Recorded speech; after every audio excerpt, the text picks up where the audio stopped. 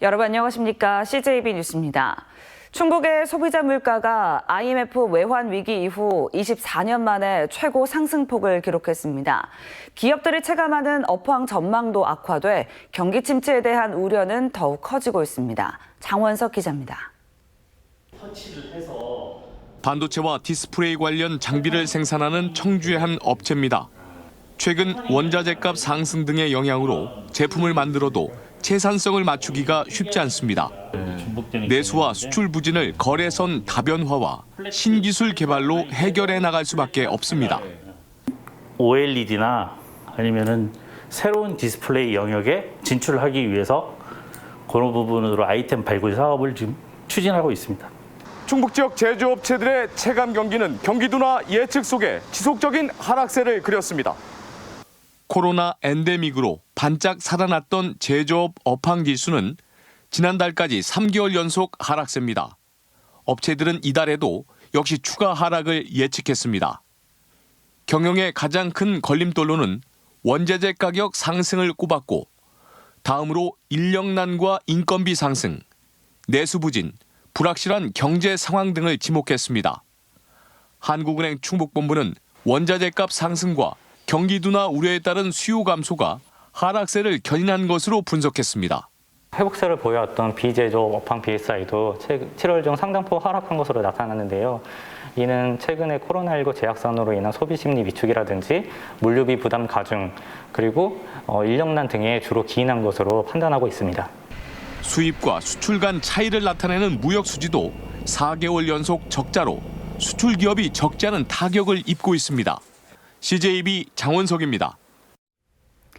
김영환 지사가 공약 이행을 위한 예산 확보를 위해 그동안 충청북도가 벌여왔던 사업들에 대한 축소나 폐지를 추진하고 있는데요. 시민단체에 지원하던 예산도 삭감 대상에 오를 가능성도 있습니다. 주윤광 기자입니다. 지난달 26일 김영환 지사가 SNS에 올린 글입니다. 시민단체 등에 지원된 예산에 대한 실태 조사를 통해 시정 조치하고 예산을 한 푼도 허투루 쓰지 않을 것이라고 밝혔습니다. 김 지사는 후보 시절에도 시민단체에 지원되는 예산을 손보겠다는 의지를 여러 차례 강조해왔습니다. 쓸데없는 예산을 막고 행사를 막고 관변을 지원하고 NGO를 지원하는 돈을 숨통을 조여야겠다.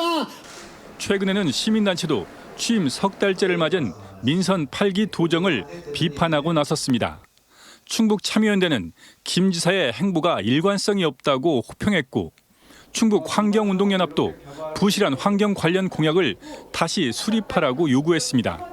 김영환 도지사는 도민 의견을 수렴하여 진정으로 환경을 가치 있게 하기 위한 정책이 무엇인지 다시 한번 찾아보길 바란다. 서로에 대한 공세 속에 충청북도는 올해 비영리 민간단체에 지원하고 남은 예산 1억 1,500만 원을 추가로 지원하지 않고 반납하는 방안도 고려하고 있습니다. 시간이니까 말씀드리고 그래가지고 저희도 이제 남은 예산을 추가로 이렇게 집행 추진을 할지 아니면 반납할지 이런 방침도 아직 저희가 받아봐야 되는 상황이라서. 시민사회단체가 벌이고 있는 공익활동들이 올바르게 그 가치가 평가될 수 있는 기준을 마련해서 평가되는 것이 올바르다고 생각합니다. 도의회도 시민단체 보조금을 들여다보고 있는 가운데 12년 만에 도정 교체 뒤 예산 삭감이 현실화될 경우 충청북도와 시민단체 간의 관계가 급속히 냉각될 수 있다는 전망도 나오고 있습니다. CJB 조윤광입니다. 충청북도가 청년층의 주거비 부담을 줄이기 위해 오는 22일부터 청년 월세 한시 특별 지원 접수를 시작합니다.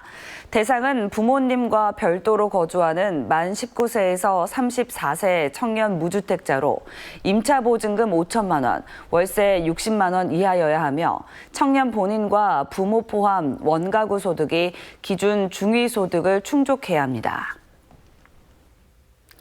청주시가 오는 8일부터 26일까지 하반기 조기 폐차와 배출가스 저감 장치 등 경유차 배출가스 저감 지원 사업 신청을 받습니다. 이번 사업 대상 물량은 조기 폐차 5,907대, 배출가스 저감 장치 부착 704대입니다. 신청 자격은 청주시 거주와 소유기간이 6개월 이상인 5등급 경유자동차와 지난 2005년 12월 31일 이전에 제작된 덤프트럭 등 도로용 3종 건설기계입니다.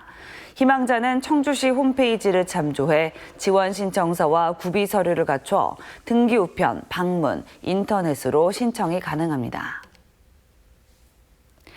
반려동물 1,500만 시대, 그중에서도 반려견 문화가 점차 확산되고 있지만 아직 관련 인프라는 턱없이 부족합니다. 당장 인구 85만의 도시 청주시만 해도 공공 반려견 놀이터는 단 한 곳뿐인데요. 그런데 앞으로는 사정이 나아질 것으로 보입니다. 안정환 기자가 취재했습니다. 청주 무남생태공원에 있는 청주시 반려견 놀이터입니다. 2년 전 개장한 반려동물 공공시설로 대형견과 소형견으로 나눠 운영하고 있습니다. 청주에 이 정도 규모 천연잔디가 있다는 점에서 굉장히 좋고, 또 대형견들끼리 무료로 놀 수 있다는 점이 가장 좋은 점인 것 같고. 하지만 청주시가 운영하는 반려견 놀이터는 무남생태공원 반려견 놀이터 딱 한 곳뿐입니다. 사설이 있지만 대부분 외곽에 위치해 있기 때문에 공공 투자가 더 필요합니다.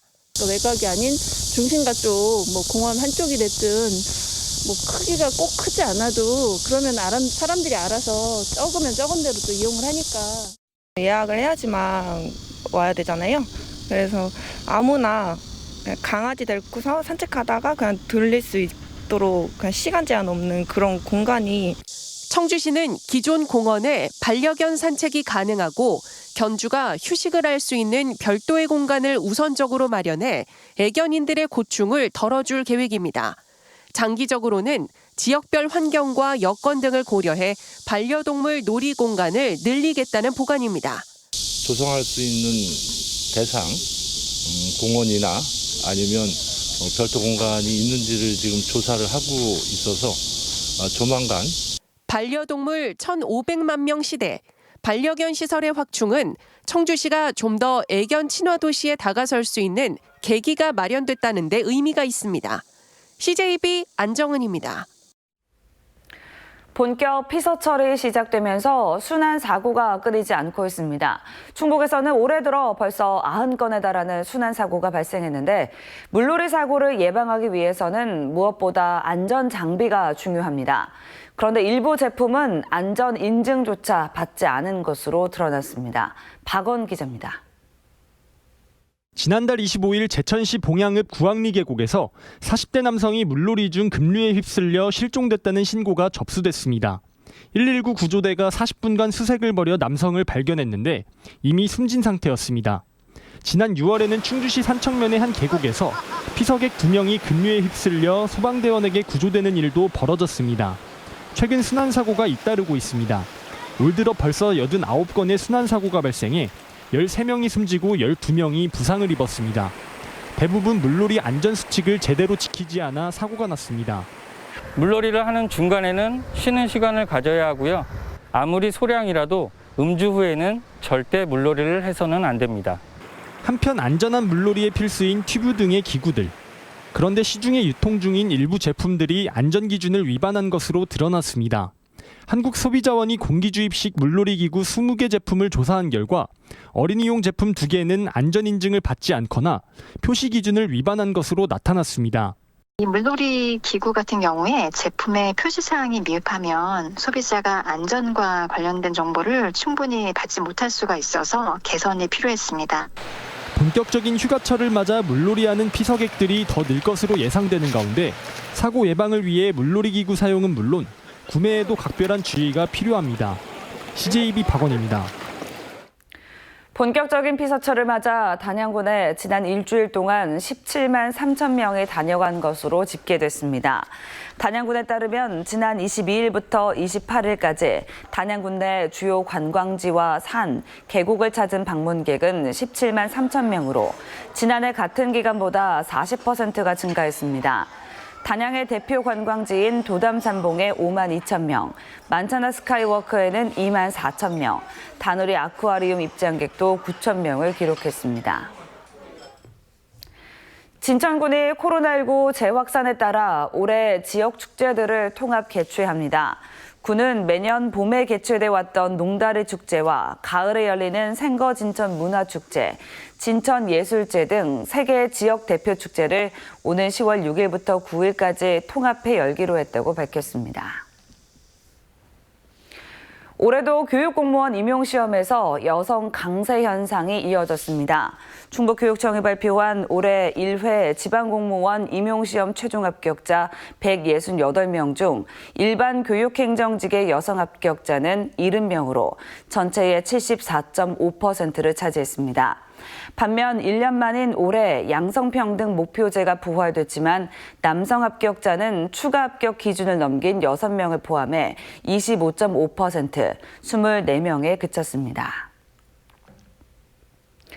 충북자치경찰위원회가 청주와 음성, 보은 등 도내 6개 경찰서에 대한 종합감사를 실시했습니다. 이번 감사에서는 112 신고 출동 보고를 제대로 지키지 않았거나 업무 관리 시스템에 대한 운영 미숙 등 17건이 적발됐으며 위원회는 이를 해당 경찰서에 통보했습니다.